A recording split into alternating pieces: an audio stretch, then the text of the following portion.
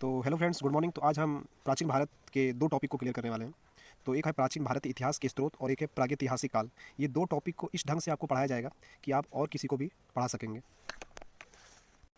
तो फ्रेंड्स, अभी हम स्टार्ट करते हैं प्राचीन भारतीय इतिहास के स्रोत। तो सबसे पहले हमको ये देखना कि स्रोत के आधार पर इतिहास को तीन भागों में बांटा गया है। हमेशा याद रखना कि जो स्रोत के आधार पर इतिहास को तीन भागों में बांटा गया, एक बांटा गया प्रागैतिहासिक, एक आद ऐतिहासिक और एक ऐतिहासिक। तो प्रागैतिहासिक में क्या था कि लिखित साक्ष्य नहीं था, और आद ऐतिहासिक में लिखित साक्ष्य था लेकिन पढ़ा नहीं जा सकता था, और ऐतिहासिक में क्या था, इसमें भी लिखित साक्ष्य उपलब्ध था लेकिन वैदिक सभ्यता के आगे। तो सबसे पहले याद रखना है कि इतिहास को तीन भागों में बांटा गया है स्रोत के आधार पर, प्रागैतिहासिक, आद ऐतिहासिक और ऐतिहासिक। प्रागैतिहासिक में लिखित साक्ष्य नहीं था, आद ऐतिहासिक में लिखित साक्ष्य था लेकिन पढ़ा नहीं जा सकता था, और ऐतिहासिक में लिखित साक्ष्य उपलब्ध था। तो प्रागैतिहासिक को ही बोला जाता है पाषाण काल, प्रागैतिहासिक को ही बोला जाता है पाषाण काल, और आद ऐतिहासिक को ही बोला जाता है हड़प्पा सभ्यता। आद ऐतिहासिक को ही बोला जाता है हड़प्पा सभ्यता, और ऐतिहासिक को बोला जाता है, इसमें बताया गया है वैदिक सभ्यता से आगे में ऐतिहासिक काल की जानकारी दिया हुआ है। तो एक बात आपको यहाँ पे ये भी पता रहना चाहिए, जो पाषाण काल है, पाषाण काल का मतलब होता है पत्थर का समय। पाषाण काल का मतलब पत्थर का समय, ठीक ना। और अब देखते हैं सबसे पहले प्रागैतिहासिक काल। सबसे पहले इसका अध्ययन या इसका खोज शुरुआत किसने किया था, तो वो किया था रॉबर्ट ब्रसफूट ने। कभी भी पूछा जाए कि प्रागैतिहासिक काल का शुरुआत या अध्ययन या खोज कौन किया था, तो रॉबर्ट ब्रसफूट ने। लेकिन 1820 जैसे ईस्वी सन 1820 आया, उसके बाद जर्गेनस थॉमसन आया। 1820 जैसे आया जब जर्गेनस थॉमसन आया, और इन्होंने प्रागैतिहासिक काल में अलग अलग धातु का उपयोग होता था, तो सबसे उसमें तीन भागों में उसको बांट दिया। किसने, जर्गेनस थॉमसन ने तीन भागों में बांट दिया, एक पाषाण काल, एक कांस्य युग और एक लोह युग। तीन भागों में बांटा, पाषाण काल, कांस्य युग और लोह युग। पाषाण काल मतलब पत्थर वाला युग। और एक क्वेश्चन जो एग्जाम में बार बार पूछा जाता है कि भारतीय पुरातत्व के जनक कौन है, भारतीय पुरातत्व के जनक कौन है, वो है अलेक्जेंडर कनिंघम।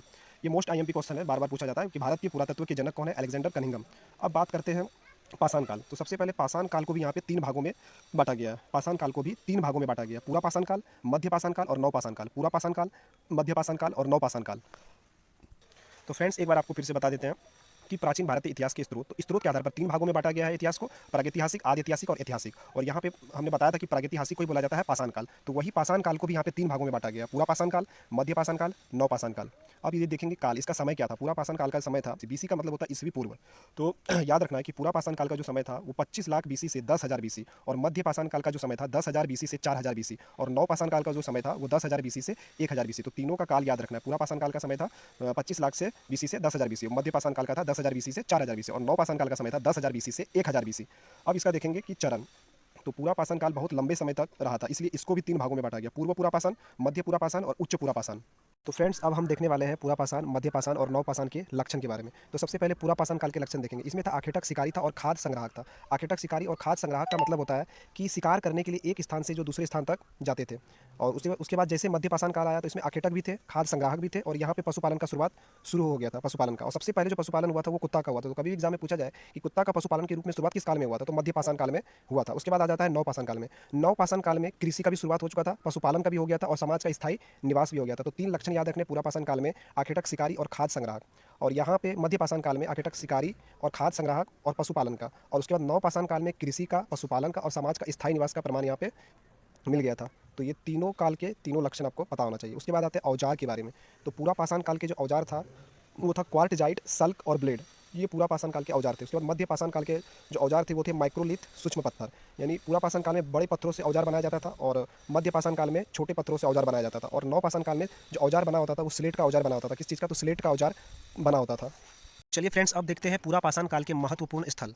तो पूरा पाषाण काल को जो महत्वपूर्ण स्थल था वो था एक तमिलनाडु और एक था मध्य प्रदेश। तमिलनाडु का अतिरमपक्कम और मध्य प्रदेश का हथनोरा।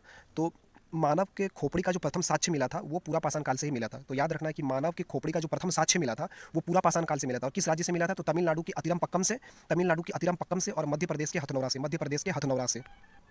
और एक भीमबेटका जो कि नर्मदा नदी के किनारे स्थित है, भीमबेटका जो कि नर्मदा नदी के किनारे स्थित है मध्य प्रदेश में। ये जाना जाता था चित्रकारी के प्राचीनतम साक्ष्य के लिए जाना जाता था। तो कभी भी पूछा जाए कि चित्रकारी के प्राचीनतम साक्ष्य कहाँ से मिला है, तो भीमबेटका जो कि मध्य प्रदेश में। लेकिन इसका प्राचीनतम साक्ष्य जो है चित्रकारी का, ये तीनों काल से मिला है, यानी पूरा पाषाण काल, मध्य पाषाण काल और नव पाषाण काल से। एक है कौन सा औजार है जो तीनों काल में वो औजार पाया गया है, तो वो है मिर्जापुर। मिर्जापुर कहाँ पड़ता है, तो उत्तर प्रदेश में। तो तीनों काल का औजार का राज्य कौन सा है, वो है मिर्जापुर, जो कि यूपी में पड़ता है। तो कभी भी एग्जाम में पूछा जाए कि मानव के खोपड़ी का प्रथम साक्ष्य किस काल से मिला था, तो पूरा पाषाण काल से। किस राज्य से, तो तमिलनाडु के अतिरमपक्कम से और मध्य प्रदेश के हथनौरा से। तमिलनाडु के अतिरमपक्कम से, मध्य प्रदेश के हथनौरा से। तो चलिए फ्रेंड्स, अब देखते हैं मध्य पाषाण काल के महत्वपूर्ण स्थल। तो मध्य पाषाण काल में ज़्यादातर जो स्थल पाए गए थे वो यूपी से प्राप्त हुए थे। तो एक है कि यहाँ पे मृदभांड के प्राचीनतम साक्ष्य मिला था। कहाँ से? मध्य पाषाण काल से। कभी भी एग्जाम में पूछा जाए कि मृदभांड के प्राचीनतम साक्ष्य कहाँ से मिला था, तो मध्य पाषाण काल से। लेकिन किस राज्य से? तो यूपी के चौपानी मांडो से, यूपी के चौपानी मांडो से। और यहाँ पे सराय नहराय जो कि यूपी में। तो फ्रेंड्स, आपको याद रखना है कि मध्य पाषाण काल के जो महत्वपूर्ण स्थल है, तो एक है चौपानी मांडो जो कि यूपी में है। कौन है? चौपानी मांडो जो कि यूपी में है, जो कि मृदभांड के लिए जाना जाता है। मृदभांड का मतलब होता है कि मिट्टी से बना हुआ बर्तन। ये कहाँ मिला गया था सबसे पहली बार? यूपी के चौपानी मांडो में। और सराय नहराय भी जो कि यूपी में है, और ये मध्य पाषाण काल में ये स्थल महत्वपूर्ण माना जाता है, सराय नहराय जो कि यूपी में है। और पशुपालन का भी जो सबसे पहले साक्ष्य मिला था वो मध्य पाषाण काल में मिला था। जैसे कि आपको आगे बताया था कि पशुपालन का जो साक्ष्य मिला था मध्य पाषाण काल में मिला था। और वो कहाँ से मिला था? तो दो राज्य से मिला था, एक राजस्थान और एक मध्य प्रदेश। राजस्थान के बागौर से और मध्य प्रदेश के आदमगढ़ से ही पशुपालन का साक्ष्य मिला था। तो याद रखना है, कभी भी पूछे कि पशुपालन का साक्ष्य किस काल से मिला था, तो मध्य पाषाण काल से। और किस राज्य से मिला था? तो राजस्थान से और मध्य प्रदेश से। राजस्थान में कहाँ? तो राजस्थान के बागौर से और मध्य प्रदेश के आदमगढ़ से। अब देखेंगे फ्रेंड्स नवपाषाण काल के महत्वपूर्ण स्थल। नवपाषाण काल के महत्वपूर्ण स्थल। तो नवपाषाण काल में आता है बुर्ज होम। बुर्ज होम कहाँ है? ये है कश्मीर में। बुर्ज होम कहाँ है? कश्मीर में, जो कि गर्तवास के लिए जाना जाता है। गर्तवास का मतलब होता है कि इसमें जो है लोग गड्ढे में, मिट्टी के गड्ढे में रहते थे, गड्ढे बनाकर उसमें रहते थे। ये कहाँ इसका साक्ष्य मिला है गर्तावास का? तो ये नवपाषाण काल में। और बुर्ज होम कहाँ है? कश्मीर में। और एक स्थल और मिला है गुफा कराल। गुफा कराल भी है कश्मीर में। और एक है चिरांद, ये भी जो कि बिहार में है, और ये नवपाषाण काल में महत्वपूर्ण स्थल माना जाता है। और चावल का प्रथम साक्ष्य कहाँ से मिला था? ये भी याद रखना कि चावल का प्रथम साक्ष्य जो मिला था वो कोल्डी हवा से मिला था, जो कि यूपी में है। कभी भी पूछा जाए कि चावल का प्रथम साक्ष्य किस काल से मिला था, तो नवपाषाण काल से, जो कि यूपी के कोल्डी हवा में है। अब देखते हैं खोज। तो आग का खोज हुआ पुरापाषाण काल में, और आग का जो प्रयोग हुआ मध्य पाषाण काल में। और नवपाषाण काल में किसका खोज हुआ? खोज हुआ यहाँ पे पहिया का खोज हुआ, कृषि का खोज हुआ और समाज का खोज हुआ। पहिया का, कृषि का और समाज का।